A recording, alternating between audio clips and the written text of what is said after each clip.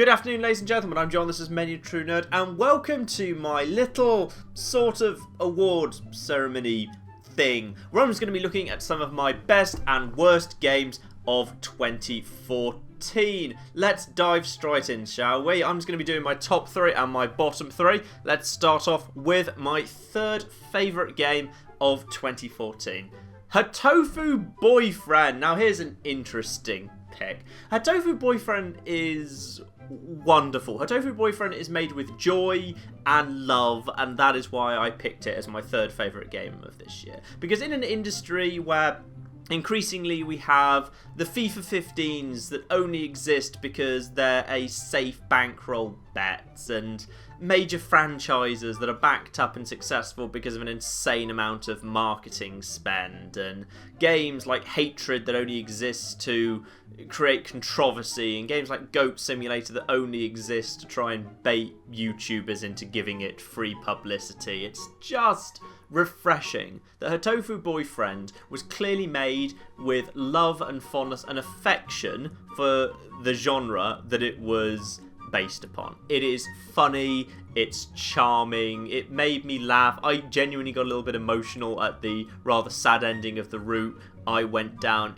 Genuinely a very well written game where they could have got away with just calling it Pigeon Dating Simulator and putting in a third of the content they did and just selling it on the shock value, and they didn't. They went the more noble route. They put in loads of content. You can go way down the rabbit hole. There's loads of different ways. There's lots of secret stuff you can find in that game after you've been digging through it for absolutely ages. There's a surprising depth to that game. It's interesting, it's funny, it's well written, and in general, it's a game that tried way harder than it had to, and that's why I've declared it number 3 on my favourite games of the year.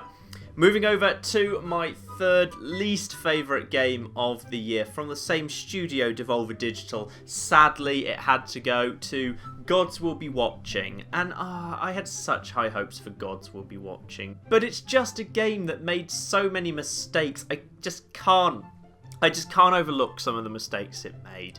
Like, the main one being, it wanted to be kind of a tense making decisions on the fly, making incredibly tough, agonizing decisions, and making you think and making you panic and making you very, very tense, which it did exactly once, but the levels could take 20 minutes to complete, and if you made a mistake in the 19th minute, then I hope you enjoyed doing those last 18 minutes all over again, which you had to, over and over and over. And The Walking Dead got this exactly right, which is, if there's a scenario where you're actually going to lose by failing, i.e. you get killed, then you shouldn't have to redo flipping 20 minutes of gameplay to get back to that moment. You should be able to get back to that moment quite quickly. Whereas I kind of admire and respect what Gods Be Watching was trying to do, which was, it was supposed to be, by the time you were 20 minutes into a mission, you were supposed to be feeling incredibly tense and panicky because you knew that the game was going to kick you back to the beginning if you got something wrong. But that just didn't mesh well with the fact that the game was so very kind of hard and sometimes arbitrary that it just meant that for every one moment where you felt really invested and tense, there were a good 20 minutes where you just sat there feeling bored, you had to do the missions over and over. The graphic style didn't suit it at all. The really low res kind of pixely things meant that you were supposed to be in a situation like in the very first mission, you said, hey, keep an eye on the hostages, see if they look tense or depressed or panicked or relaxed. Like, their faces are 4 pink blobs.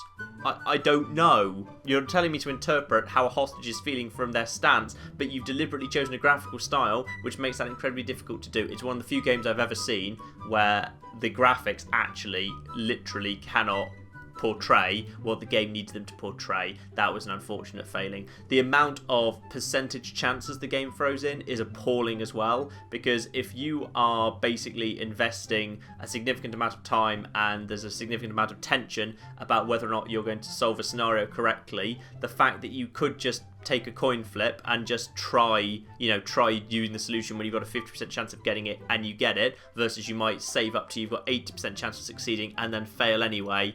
That's just practically unforgivable. The fact that this is a game which is supposed to be about planning and tenseness, and they just threw random rolls of the die in there. There's just too many really bad gameplay decisions that were in that game that meant I got frustrated, and the odd moments it was brilliant were way more than offset by the hours and hours. It was awful, and it was a shame because it could have been great if they just nailed that part, but they didn't. They got it wrong. Anyway, let's move on to my second favourite game of the year. I think this isn't going to come as too much of a surprise to anyone. In fact, I think I kind of shouted out that this had a very good chance of being high up this list when I originally played it. Watch Dogs. I bloody loved Watch Dogs. Watch Dogs was just a solid game all round, I think. I love the driving in it. I think the shooting is very good. The guns feel great. The controls feel nice. The movement feels nice. The main story is, okay, maybe not the best story in the world, but I just love wandering around Chicago. Chicago in that game, beautifully designed. One of those games where the map is, you know, not exactly GTA 5 big, but more than big enough. And you can just I can just glance around and know exactly where I am on the map, whether it be the industrial docks in the southeast, or the residential area in the west, or the northwest kind of countryside nice bits, or the kind of the major city in the northeast. Oh, it's just a game where everything is very, very nicely designed. I like the way the vehicles handle. There's a lot of stuff I like there. If there's one thing I think kind of that probably kind of cost it winning Game of the Year, it's because I think actually I enjoyed the game most when I hadn't got most of my upgrades, and thus I was being very scrappy. I was kind of trying to ram enemies off the road and things like that in the convoy missions. But once I'd kind of unlocked a few things, especially once I'd unlocked steam pipes, the game just became a bit too easy, because literally every single mission that involved chasing someone, you could just follow them around until they went over a steam pipe and then just do the automatic prompt. I mean, I had so much fun with that game before I figured that out, but the moment you figure out just a couple of easy wins in Watch Dogs, the game becomes a bit of a walkover, and for that reason, I think it couldn't quite have Game of the Year. Moving on to my second least favourite game of the year. Again, this would not be a huge surprise for anyone who's been watching recently. The Evil Within. What a mess of a game. What a mess of a game. I suppose the main thing, obviously, is just tonally, it was just weird and all over the place. The trailers for it made it abundantly clear that it wanted to be a horror game. It was clearly sold and marketed as a horror game, and yet when you actually play the game, within about three or so rooms, yeah, literally the second room you go into, the main villain comes and stabs you in the eye. Then 3 rooms later, you're walking through the spinning blades of death. You go down the blood slide into the pool of blood, and the game just kind of becomes farcical. It's not scary, it's not exciting, it's just ridiculous. It shows its hand way too quickly.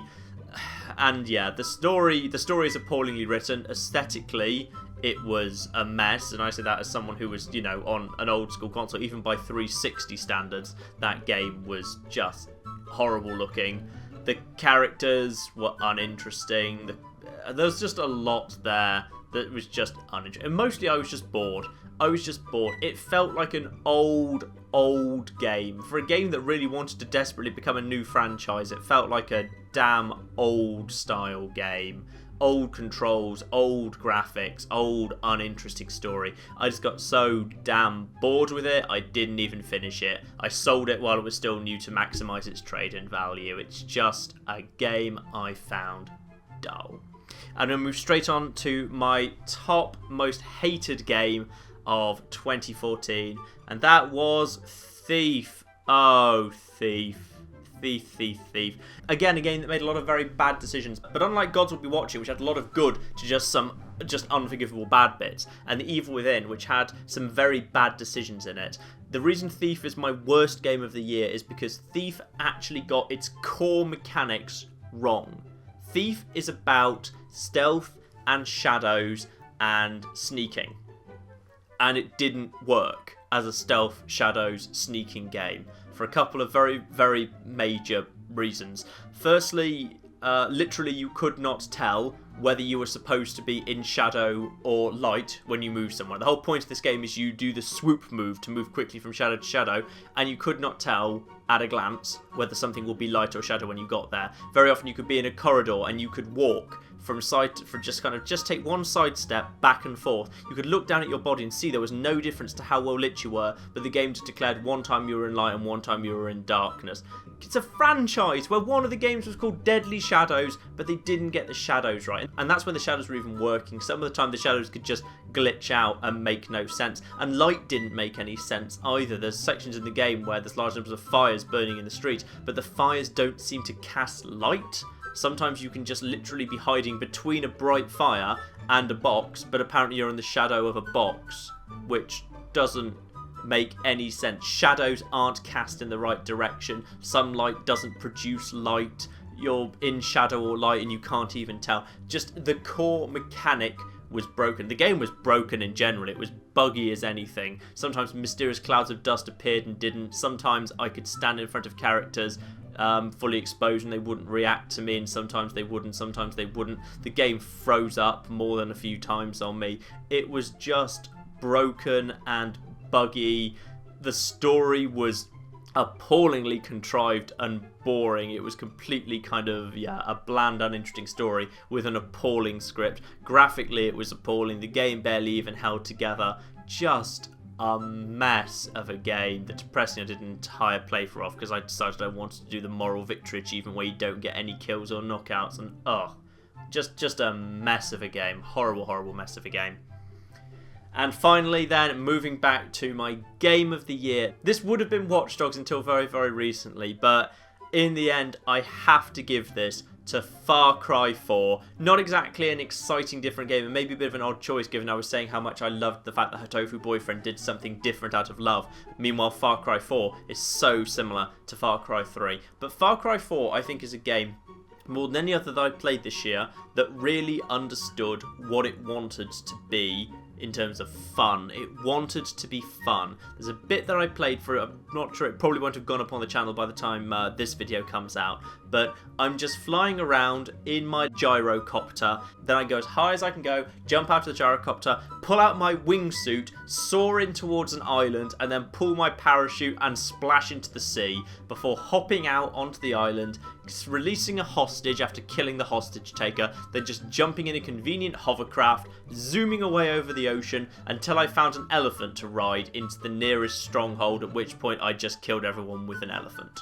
And that is a game that wants to be fun. That is a game that sets itself out because it just wants you to have fun while you're playing it, and I respect that. And maybe it did that even better than Watch Dogs, which is why I think I have to give Far Cry 4 my game of the year. Maybe it's a bit of a hard call because I've played a lot more Watch Dogs than I have played Far Cry 4, but from what I've seen so far, Far Cry 4 seems awesome, and one thing I would certainly be doing is once I'm done with Far Cry 4, my current playthrough, I'll be replaying it again and again on the harder difficulty settings and just kind of seeing how hard it actually goes, just because it's just a wonderful, fun game. Not without its flaws, absolutely not, but from what I've played of it, magnificent game, and I think a worthy winner of my game of the year. So there you are, that was just my top and bottom 3 for 2014. If something that you desperately love has not been here, that's probably because I haven't played it. For example, I didn't play Dragon Age Inquisition because I've never played any of the Dragon Ages. I want to get round to them at some point or other. So there's a few kind of major releases, especially from the latter half of the year, I haven't actually played yet. So if there's a big thing there that you were expecting that didn't show up, that's probably why I may just not have played it. But hopefully you don't think I'm too far off the mark. I know my opinion on Watch Dogs is a little bit controversial and lots of people didn't enjoy that much, but I thought it was wonderful. So there you are. Do let me know if you think I've kind of missed anything in particular, but other than that, in the meantime, I've been John, this has been Many a True Nerd, and this has been just my top and bottom 3 games of the year for 2014. Thank you very much, and goodbye. Good dodge, man. Question is, can you keep it up, cop? Oh, no, you can't. Ooh, nice. Oh, didn't quite get that one, though. We are going to the gun store in style. Oh, where's my partner? Oh, he's not here. Oh, so long, loser.